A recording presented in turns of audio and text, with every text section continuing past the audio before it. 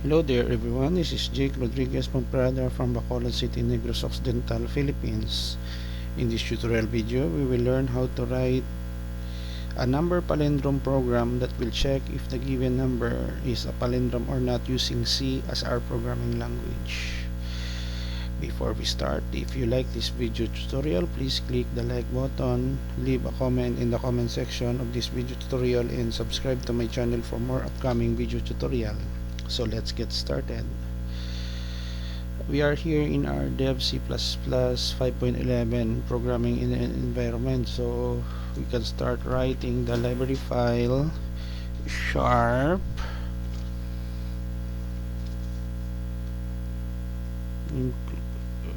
include tdio.h int main begin. So we declare a series of variables: int integer n equals 0, r equals 0, and t equals 0. So we have here printf \n printf \t number palindrome in C. This is the name of our title of our program. Printf \t give a number.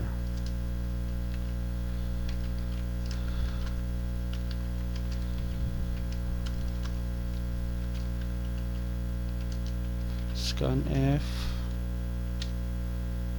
%d and ampersand n %d because we are dealing with integer. T equals n while looping loop statement while t not equals to 0 begin. R equals r asterisk 10, r equals r plus t %10 and t equals t divided by 10.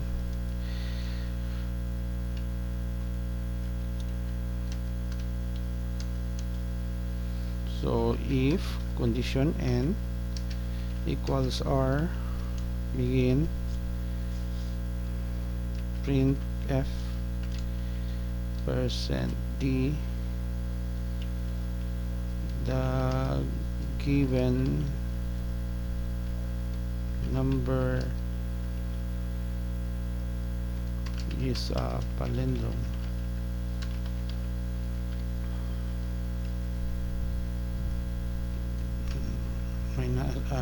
Comma n \t else. We just copy this one and paste is not a palindrome.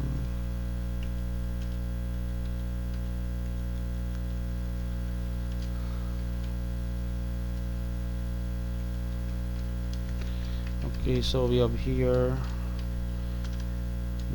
\t and program that tells the user that the program is already ended. Okay, so before we save and test our code, let us discuss first the things that we have done in our program.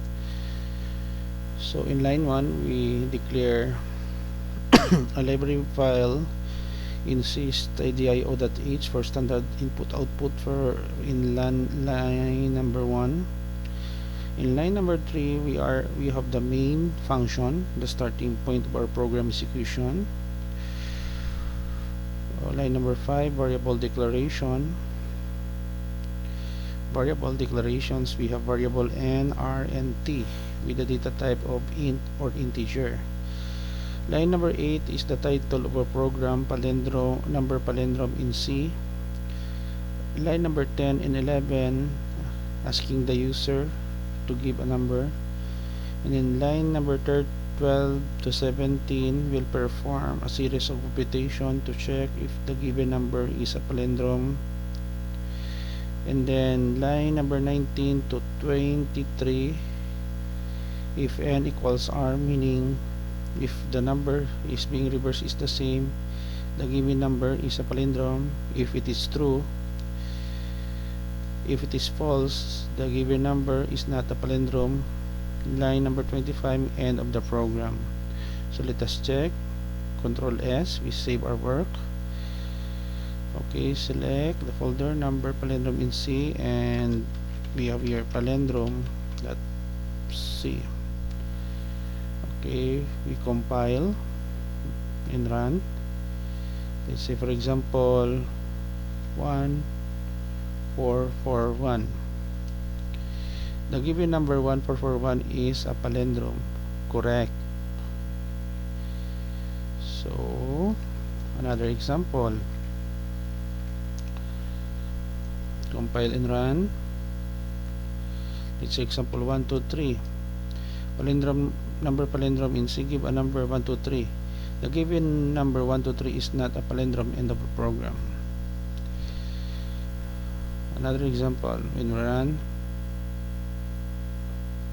777, number palindrome in C, give a number 777. The given number 777 is a palindrome.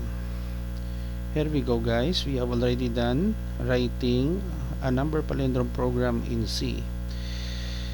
Before we end, I would like to say thank you very much, guys, for following and watching my video tutorials here in my YouTube channel. I hope that you will continue your support to my channel and also to my new subscriber.